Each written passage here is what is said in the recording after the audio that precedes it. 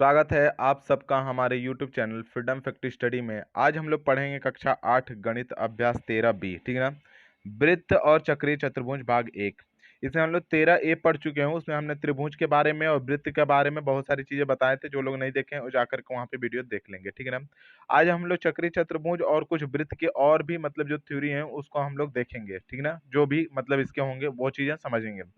तो सबसे पहले हमारा जो पहला सवाल दिया उसको पढ़ लेते हैं। उसके बाद देखते हैं कि इसमें क्या क्या चीजें हैं, या फिर पहले बता देते हैं कि त्रिभुज में क्या क्या चीजें होती हैं, उसको हम लोग कर लेते हैं। देखिए, एक अगर वृत्त दिया हुआ है, ध्यान से समझिएगा, नहीं तो फिर बाद में मत बोलिएगा कि सर कैसे हो गया। एक वृत्त पूरा गोल दिया हुआ है, मतलब कि ये वृत्त, तो उसमें जब ये रेखा और ये रेखा की लंबाई अगर सेम है, बात को समझिएगा, ये रेखा और ये रेखा की लंबाई सेम है, तो जो केंद्र पर कोण बनेगा वो दोनों क्या सेम बनेगा। मतलब ये अगर 65 है तो ये भी क्या हो जाएगा, हमारा 65 ही होगा। बात समझ में।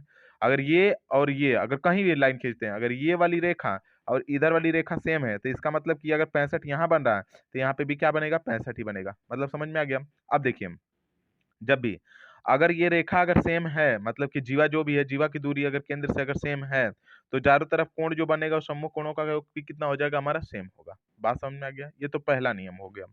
अब दूसरा चीज देखिए, अगर यहाँ से अगर ये कोण अगर 65 का बन रहा है, एक ही वृत्त में बना है, तब अलग अलग वृत्त में रहेगा तो नहीं।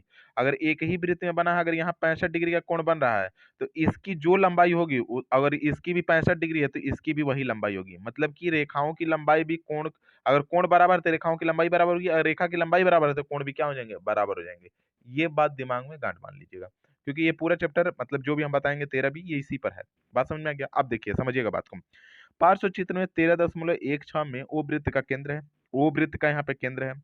इस वृत्त में वृत्त की 3 जीवाएं हैं, इस वृत्त की 3 जीवाएं हैं, 3 जीवाएं दी हुई हैं भाई। अब कौन कौन सी जीवाएं दी हुई हैं वो देखिए, ए बी, ठीक है ना, दूसरा पी क्यू, और तीसरा हमारा सी और डी, सी डी।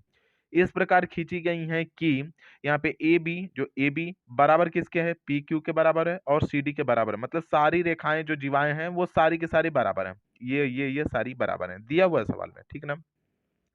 यदि कोण ए ओ बी बराबर 65 डिग्री, मतलब कि ए ओ बी बराबर 65 डिग्री, तो इसका मतलब पी ओ क्यू, मतलब कि पी देखिए, ओ और क्यू, मतलब इसकी भी कितना हो जाएगा, 65 डिग्री। हम अभी बताए हैं कि अगर जीवाओं की लंबाई बराबर होगी, रेखा की लंबाई बराबर होगी, तो कोण सारे क्या हो जाएंगे, बराबर हो जाएंगे। अगर कोण बराबर रहेंगे तो रेखाओं की लंबाई भी क्या हो जाएगी, बराबर हो जाएगी। सवाल दो ही टाइप से पूछेगा, या तो इसमें अगर इस तरीके से देगा तो मतलब चक्रीय चतुर्भुज में अगर बताएगा तो इस तरीके से दो सवाल पूछेगा। मतलब ये भी 65 होगा, ये भी 65 होगा, दोनों का पूछा है। पी ओ क्यू बराबर 65 डिग्री, सी ओ डी बराबर क्या हो जाएगा, सी ओ डी बराबर 65 डिग्री। लेकिन ये तो मतलब ऐसे कर लिए। अब इसको करना कैसे होगा वो समझिए कि कैसे करेंगे। तो सबसे पहले हम लोग लिखेंगे कि माना या फिर किसी वृत्त की, ठीक ना, जो चीज हम पार्टिकल बताए हैं उसी को लिख देंगे, ठीक ना। हल हल यहाँ से करेंगे, लिखेंगे कि किसी, ठीक ना, किसी वृत्त, ठीक ना, वृत्त में, किसी वृत्त में समान समान, ठीक ना, जीवा जीवाएं, समान जीवाएं केंद्र के, ठीक ना, केंद्र पर, केंद्र पर अगर जीवाएं समान है तो केंद्र पर समान कोण बनाती हैं, ठीक ना। समान कोण, वही चीज जो मतलब अभी बताया हूं मैं, उसी को लिख रहा हूं। मतलब कि किसी भी वृत्त में समान जीवाएं केंद्र पर समान कोण बनाती हैं, समान कोण बनाती हैं, कोण बनाती हैं, बनाती हैं। ये बात समझ में आ गया आप लोगों को कि किसी भी अगर वृत्त की जीवाएं समान है तो केंद्र पर भी कोण समान बनाएंगे।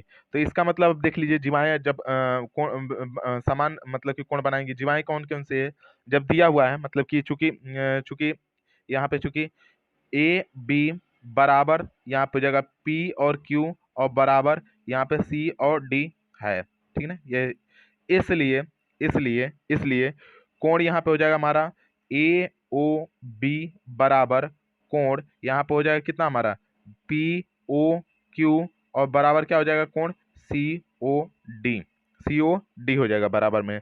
अतः यहाँ पे लिख सकते हैं, एक मिनट, बाल बहुत ज्यादा झड़ रहा है मेरा। अतः यहाँ पे हो जाएगा, अतः अतः अतः हो जाएगा हमारा, यहाँ पे हो जाएगा अतः कोण P O Q, P O Q बराबर 65 डिग्री। अगर पी ओ क्यू बराबर कितना दिया, 65 डिग्री, इसलिए अब यहाँ पे लिख देंगे मतलब कि इतना अगर दिया हुआ है हमारा, ये दिया हुआ लिख दीजिए, दिया है, दिया है लिखिएगा, दिया है लिखिएगा, ठीक ना। अतः फिर लिखिएगा, अतः अतः कोण यहाँ पे हो जाएगा कितना हमारा कोण, यहाँ पे हो जाएगा हमारा यहाँ पे कोण पी ओ क्यू, ठीक है ना।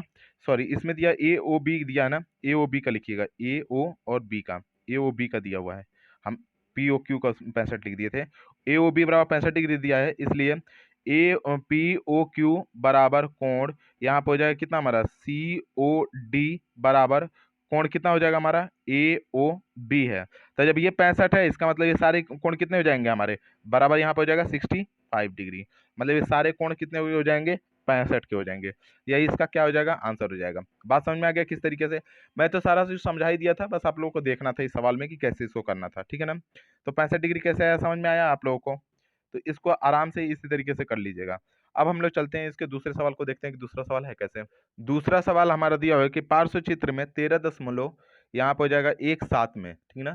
साफ साफ दिख रहा है आप लोगों को, थोड़ा सा ब्लर कर रहा है कभी कभी, 1 मिनट रुक जाइएगा, शायद अब सही होगा, ठीक है। हाँ, अब देखिए, पार्श्व चित्र में 13.17 में ओ वृत्त का केंद्र है, ठीक है ना। यदि कोण ए ओ बी बराबर कोण सी ओ डी, मतलब देखिए दिया हुआ है जो चीज उसको लिख दीजिए, दिया है हमारा, यहाँ पे देखिए दिया है, दिया क्या चीज है वो लिखिए, कोण यहाँ पे दिया है, कोण ए ओ बी जो है बराबर है कोण कितने के, हमारा कोण सी ओ और यहाँ पे हो जाएगा हमारा डी, मतलब ये बराबर है, मतलब कोण ए ओ बी और सी ओ डी बराबर है। जाहिर सी बात है कि जब बराबर है, एक जीवा की लंबाई दी हुई है, ठीक है ना। यहाँ पे और क्या दिया हुआ है, जीवा की लंबाई, जीवा जीवा ए बी बराबर यहाँ पे 2.5 सेमी, जीवा ए बी बराबर कितना दिया हमारा 2.5 सेमी, और जीवा किसको ज्ञात करना है, जीवा यहाँ पे हो जाएगा हमारा सी और डी बराबर क्वेश्चन मार्क। तो बात को थोड़ा सा समझिएगा आप लोग कि जब हमको सी डी की लंबाई, हमको जीवा सी डी की लंबाई ज्ञात करना है, मतलब ए बी का हमें पता हो गया है, सी डी की लंबाई ज्ञात करना है, और कोण इक्वल है, मतलब ये कोण अगर थीटा है तो ये भी कोण क्या हमारा थीटा है, मतलब कि अगर मान लेते हैं कि मान लेंगे कि माना माना कोई कोण कोण अब देखिए कोण ए ओ बी बराबर कोण सी ओ डी बराबर यहाँ पे थीटा डिग्री, तो जब थीटा डिग्री, क्योंकि ये भी थीटा, तो हम लोग जानते हैं कि केंद्र पर बना, ठीक ना, हम लोग लिख सकते हैं कि किसी भी वृत्त पे, किसी भी वृत्त में, ठीक ना, यहाँ पे लिखेंगे किसी किसी भी, ठीक ना, किसी भी वृत्त में, वृत्त में बने बने कोण का मान समान समान हो हो तो जीवाएं भी क्या होती हैं, समान होती हैं, जीवा भी समान होती हैं, समान होती हैं होती हैं। अब देखिए, जब कोण समान है तो जीवा भी क्या हो जाएगी, समान। जब ये कोण बराबर है तो इसलिए लिख सकते हैं हम लोग कि कोण, यहाँ पे देखिए कोण ए ओ और बी बराबर कोण सी ओ डी, इसलिए चूंकि यहाँ पे दिया हुआ चूंकि, तो इसलिए हमारा हो जाएगा, इसलिए ये यहाँ पे हो जाएगा बी जीवा बी ए बी बराबर यहाँ पे हो जाएगा, यहाँ पे सी और डी बराबर यहाँ पे 2.5 सेमी, और यही इसका आंसर हो जाएगा।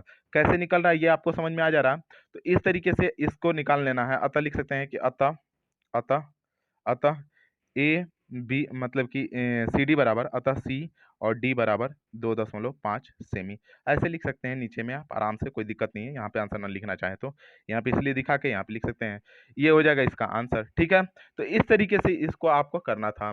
तो ये 2 सवाल हुए, ठीक है ना। थोड़ा थोड़ा ही पढ़ते चलिए, क्योंकि ये चैप्टर थोड़ा सा मतलब कि ठीक है, इसको समझना है, क्योंकि पॉइंट बाय पॉइंट समझेंगे तो समझ में आएगा। 2 एक ही टाइप के सवाल थे, दोनों को करा दिया हूँ, एक वीडियो में खत्म हो जाएगा, ठीक है ना।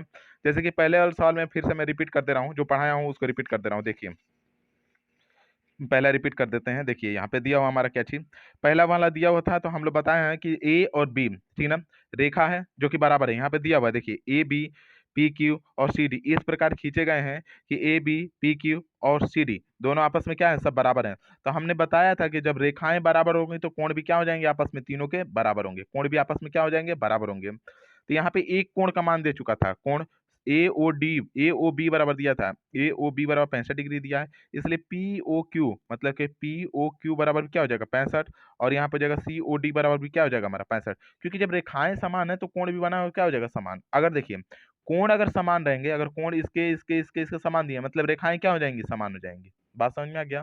तो इस तरीके से हमको इस सवाल को करना था। बात समझ में आ गया ना? तो यही चैप्टर का मतलब 2 सवाल कंप्लीट हो गया। अब अगले वीडियो में हम लोग अगला सवाल देखेंगे। आज के लिए इतना ही करते हैं। धन्यवाद।